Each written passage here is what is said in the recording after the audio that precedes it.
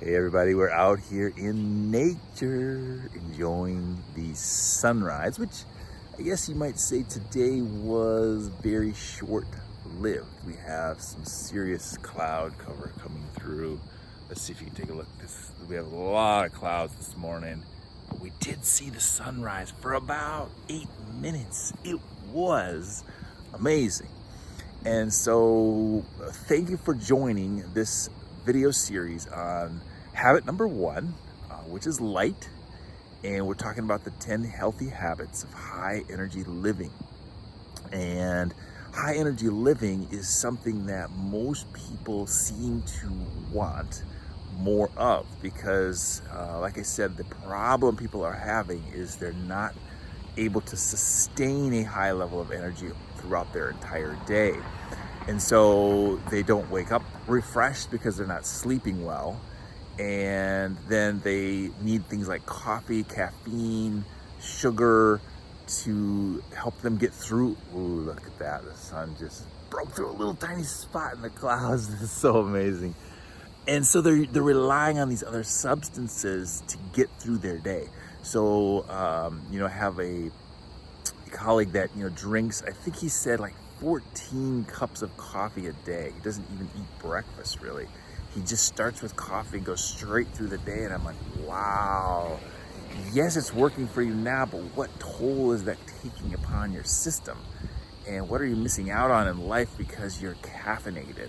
Because it's an artificial stimulant keeping your body going versus having the energy from within to enjoy the day and be more fully conscious of the day, not relying on an external source. Even the sunlight at some point, right, becomes something that you really don't need to have your energy, because you can still have your energy every day if you're actually able to sort of stir that up from within.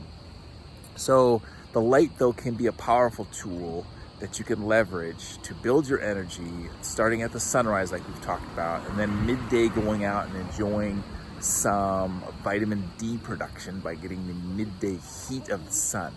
Now it's very, very important, as I mentioned in the previous video, not to allow yourself to get sunburned. That's where some of the damage to your cells can occur when you get sunburned. But the beauty of sun is that it will allow your body to adjust if you take it slowly and just go out for a short period of time and consistently go out into the sun. Your body will adjust and you will be able to stay out. So I am now able to go out for really almost the entire day, even on a very bright sunny day, maybe 4, 5, 6 hours directly in the sunlight and not get burned. Which has never happened before in my entire life. So this definitely works if you take it slowly and you allow your body to adjust to the sunlight. And then here's the next piece I want to share with you today is there's a lot of misinformation in the marketplace about how to survive winter. And so, we're here in Minnesota in early September and the air temps have already started to cool down. We know winter's coming, and yet are we ready? So preparing for winter is very, very crucial. And one of the things that I researched and started to do myself to survive winter is to leverage the power of the same type of light that comes from the sun, but to use an artificial source when the main source is not available. Only when it's not available. So always go for the sun first. But in the winter, what you'll find is that, as I mentioned, there's no ability for your body to produce vitamin D from the sun because the angle is too low. And so using an artificial light like a tanning booth can be an awesome alternative. And the negative effects that have been promoted by the media over the last 50 years when sunbeds started coming out, say in the 70s, is they vilified, the sun tanning industry. But there's a ton of research that shows that there's really no ill effects from the sun tanning booths themselves. And because your body is producing vitamin D from the UVB rays, the UVB light coming out of these machines, you are able to actually maintain your immune system, maintain your strength, and maintain your fitness, maintain your positive mood. We're just getting another big dose. The sun's like just jumping between clouds. It's so good. Wow.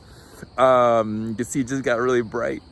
And so what you can do is you can get a routine down, find a place that has a really good quality bed, one that provides both UVA and UVB light, and then, you know, go maybe twice a week, build up really slowly. Again, you do not want to burn, but you'll find that it's basically sunlight replacement therapy is the idea.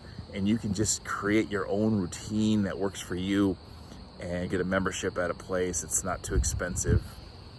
And you can start to build or maintain the vitamin D levels that you built up over the summer. And you can maintain that skin sun tolerance. So you maintain that melanin in your skin. And it can be a very, very powerful way to combat what many people refer to as SAD, the seasonal affective disorder. So if you're someone who suffers from that, this could be a really good alternative. Think of it as you're going for your well-being. It's not about trying to look good. It's not about having a tan for the vacation to Florida. It's really about, how do you feel? How does your inner being feel when you've spent some time gathering UVB and UVA rays so that the vitamin D production can continue all throughout the winter. So we'll talk more about other strategies, but one of the things to prepare for winter is now you can still get vitamin D for another month or two in the Northern Hemisphere if you're north of that 35th parallel. If you live south of the 35th parallel, you're going to be able to get the vitamin D all year long, all winter long. And that's a powerful, powerful thing. So if you live in that southern part of the United States or wherever you are around the world, then you don't have to worry about these artificial alternative backups. You can just stick with the sun, which is definitely the best way to go. So I hope you consider this, do some research on it, find out if this is a good alternative for you. And in the meantime, keep getting out midday, build up your sun tolerance, and you're gonna feel fantastic. And you can get out and still watch the sunrise as well, and really use the light to build your well-being.